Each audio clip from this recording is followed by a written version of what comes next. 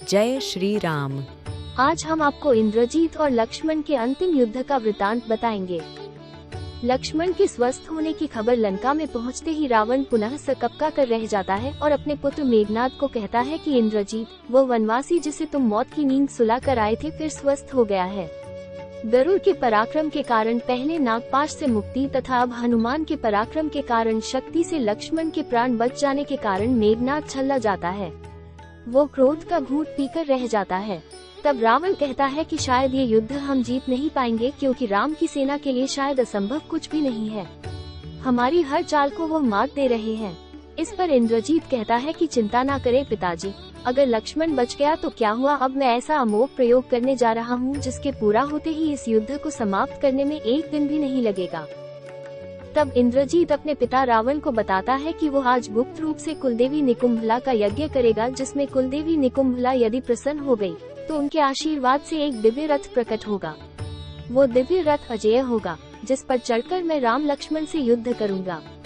उस दिव्य रथ की विशेषता यह है कि जब तक मैं उस रथ पर सवार रहूंगा तब तक संसार की कोई भी शक्ति मुझे पराजित नहीं कर सकती।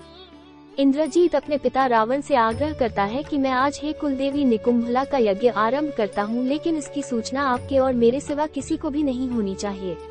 आप एक सेना तैयार करके कुछ बचे हुए योद्धाओं के साथ रणभूमि में भेज दीजिए, ताकि राम और लक्ष्मण उनसे युद्ध करने में उलझे रहे तथा मैं गुप्त रूप से अपना यज्ञ बिना किसी बाधा के संपन्न कर सकूं।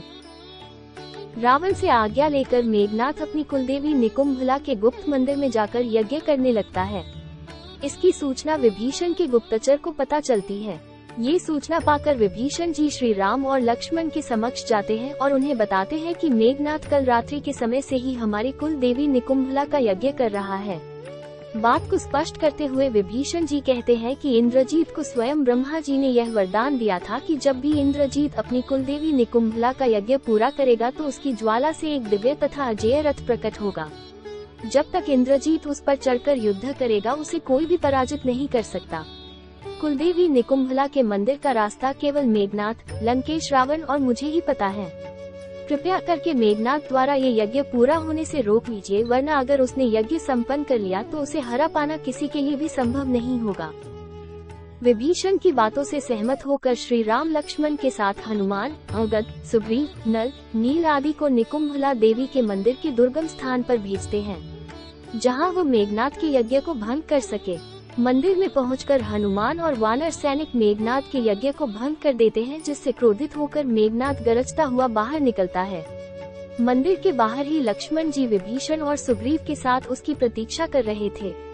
उसके के मंदिर से बाहर आते ही लक्ष्मण जी उसे युद्ध के लिए ललकारते हैं। लक्ष्मण के पास खड़े विभीषण को देखकर मेघनाद समझ जाता है कि मंदिर पहुंचने का गुप्त रास्ता विभीषण ने ही शत्रु को बताया होगा। इसी वजह से विभीषण को कुलद्रोही तथा देशद्रोही कहकर इंद्रजीत अत्यधिक क्रोध में विभीषण को मारने के लिए यमराज का अस्त्र यम अस्त्र उस पर चला देता है, लेकिन लक्ष्मण जी अपने एक शक्तिशाली बाण से यम अस्त्र को निष्प्रभाव कर देते हैं। तब फिर से इंद्रजीत और लक्ष्मण जी के मध्य में युद्ध छिड़ जाता है। लेकिन आज का ये युद्ध मेघनाद के लिए अंतिम युद्ध था, क्योंकि ब्रह्मदेव ने जब इंद्रजीत को निकुंभला देवी के यज्ञ से दिव्य रथ प्राप्त होने का वरदान दिया था तो उन्होंने ये भी स्पष्ट किया था कि जो भी तुम्हारे इस यज्ञ को भंग करेगा उसी के हाथों तुम्हारी मृत्यु होगी। ब्रह्मदेव के उसी कथन के कारण आज मेघनाद की मृत्यु लक्ष्मण के हाथों निश्चित थी। लेकिन फिर भी अपने पराक्रम और वीरता के कारण मेघनाद घमासान युद्ध करता है, लेकिन लक्ष्मण जी हर बार उसके हर बाण को काट देते तथा निष्प्रभाव कर रहे थे। अपनी पराजय को सामने देखकर इंद्रजीत अपने सबसे घातक महाअस्त्रों का प्रयोग करता है। इंद्रजीत सबसे पहले ब्रह्मास्त्र का प्रयोग लक्ष्मण जी पर करता है, लेकिन ब्रह्मास्त्र लक्ष्मण जी के पास जाकर बिना वार किए वापस लौट जाता है।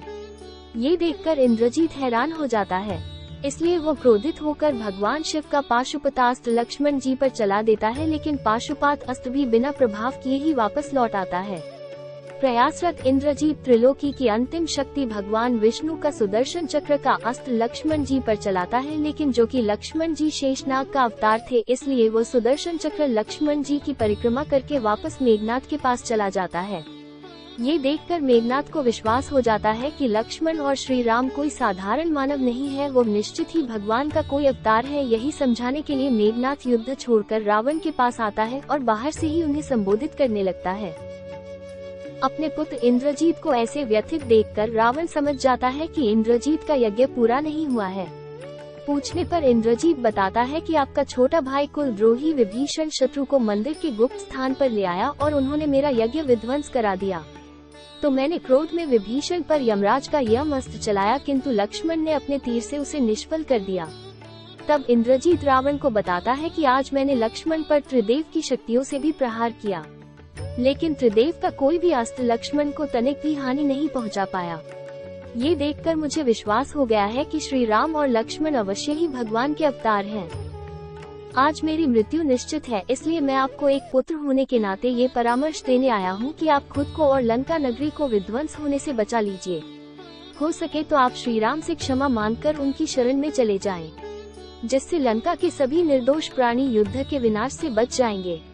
अपने वीर और सबसे पराक्रमी पुत्र इंद्रजीत के मुंह से शत्रु की इतनी प्रशंसा सुनकर रावण को क्रोध आ जाता है और वो इंद्रजीत पर क्रोधित होकर बोलता है कि इंद्रजीत, शायद तुम अपना मानसिक संतुलन खो बैठे हो जो ऐसी अनर्गल बातें कर रहे हो।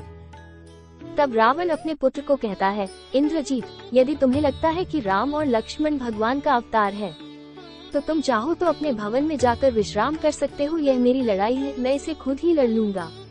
इस पर इंद्रजीत कहता है कि मुझे क्षमा करें पिताजी, मैं एक काया बनकर जीवित रहने से बजाय एक वीर योद्धा की भांति युद्ध में लड़ते हुए वीरगति को प्राप्त होना उचित समझूंगा। इसलिए मैं युद्ध करने के लिए अवश्य जाऊंगा, चाहे मुझे स्वयं भगवान से भी युद्ध क्यों न करना पड़े, लेकिन अपने वीरता को दाग नहीं लगने दूंगा। ये कहकर इंद्रजीत पुनः रणभूमि में आ जाता है और लक्ष्मण से युद्ध करने लगता है। कुछ समय के युद्ध के पश्चात लक्ष्मण जी अपना महाशक्तिशाली बाण द्वारा इंद्रजीत पर प्रहार करते हैं, जिससे इंद्रजीत का मस्तक कटकर भूमि पर जा गिरता है और इस तरह लंका के सबसे शक्तिशाली तथा पराक्रमी योद्धा मेघनाद इंद्रजीत का अंत हो जाता है। इंद्रजीत का शव देखकर जामवंत और सुग्रीव जी श्रीराम से ये कहते हैं कि इस असुर कुमार ने हमारी सेना को हद से ज्यादा क्षति पहुंचाई है और इसने आप पर और लक्ष्मण जी पर भी नागपाश और प्राण घातनी शक्तियों का प्रयोग किया था। इसीलिए इसके मृत शरीर की हम ऐसी दुर्गति करेंगे कि कोई भी असुर इसे देख तक नहीं पाएगा। लेकिन उनकी यह बात को अस्वीकार करते हुए श्रीराम कहते हैं कि यह उचित नहीं है। इंद्रजीत केवल तब तक हमारा शत्रु था जब तक वो जीवित था, मरने के बाद कोई किसी का नहीं होता। मैं इस वीर असुर कुमार की वीरता को प्रणाम करता हूँ। तब श्रीराम हनुमान को यह आदेश देते हैं कि मेघनाद के शव को पूरे सम्मान के साथ लंका को सौंप दिया जाए। हनुमान मेघनाद का शव ले जाकर लंका के द्वार के पास रख देते हैं, जहाँ से लंका के सैनिक उसके शव को ले जाते हैं।